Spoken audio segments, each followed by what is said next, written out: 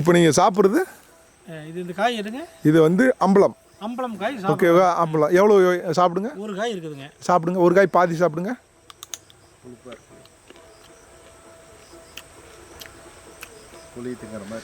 எப்படி இருக்கு?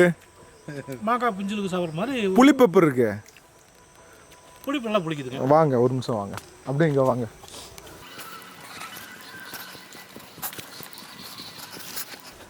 இப்போ இது வந்து மிராக்கல் ஃப்ரூட்டு.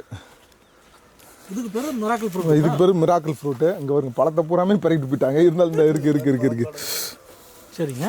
இப்போ இந்த பழத்தை சாப்பிடுங்க. இதுக்கு பேர் மிராக்கல் ஃப்ரூட். அந்த ஃப்ரூட்டை எடுத்து நல்லா சாப்பிடுங்க. சாப்பிடுங்க, இதை எடுத்துருங்க. ஆமாம்,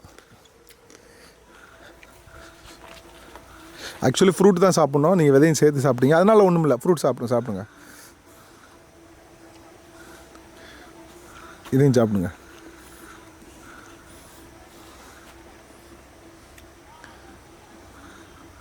நல்லா இனிப்பாக இருக்குது.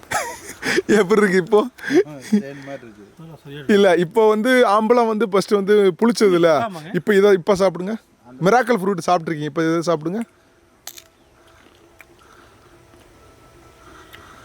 ரெண்டும் டேஸ்ட்டாக மாறுதுங்களா? வித்தியாசமாக இனிக்குதுங்களாப்பா?